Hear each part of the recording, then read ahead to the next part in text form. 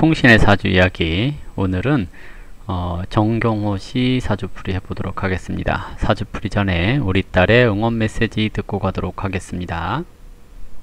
구독과 좋아요 꾹꾹 눌러주세요. 네, 구독과 좋아요 꼭꼭 눌러주시고요. 정경호 씨 사주. 악마가 너의 이름을 부를 때 이번에 내일 드라마를 한다고 하네요. 재밌을 것 같아서 한번 해보겠습니다. 박성웅 씨 사주풀이도 해보고 싶은데 보통 80년대 이전생들 같은 경우 프로필 사주생이라고 사주하고 다른 경우가 있어서 일단 정경호 씨만 해보도록 하겠습니다. 개해년 대집띠해에 태어났고요.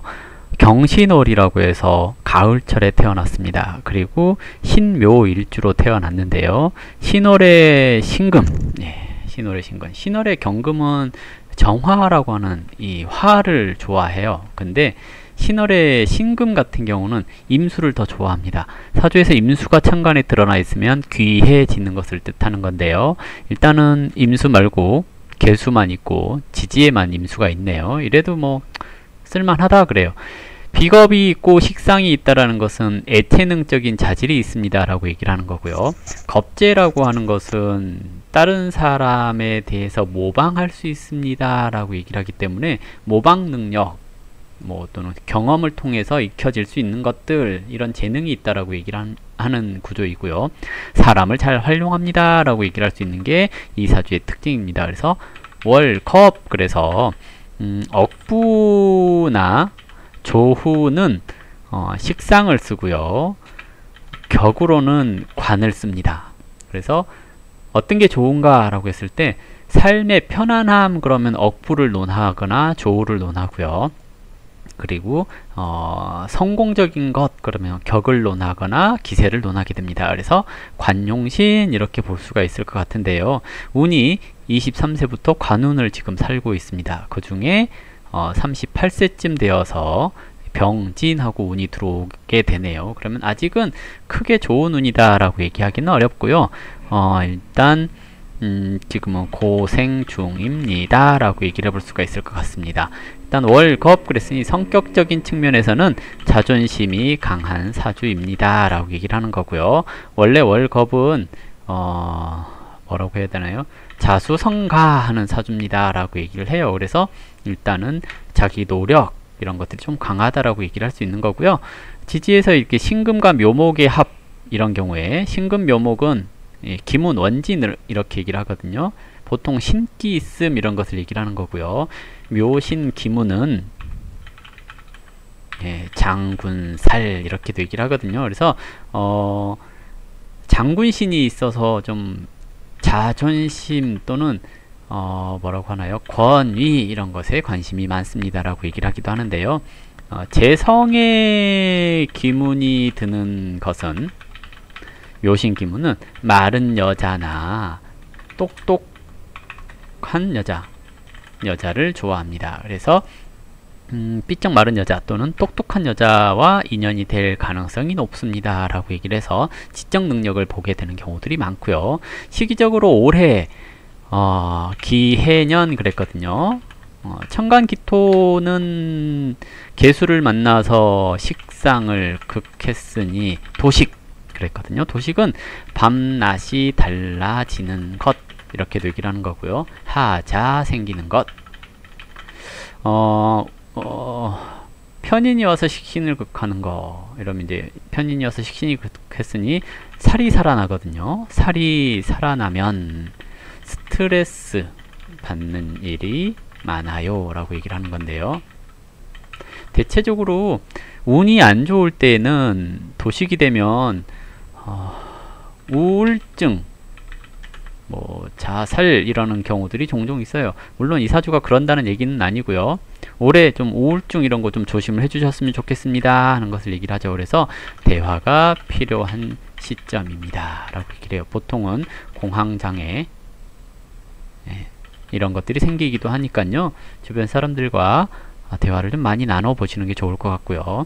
지지로 해수 상관, 새로운 일을 하게 됩니다. 새로운 분야에 도전합니다. 또는 일거리가 생깁니다 라고 얘기를 하는 건데요. 해수가 신금을 봤으니 해신, 네.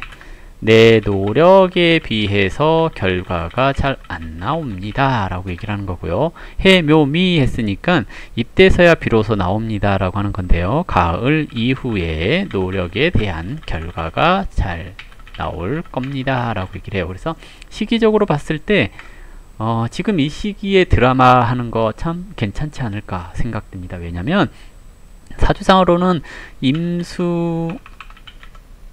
임신월, 계유월,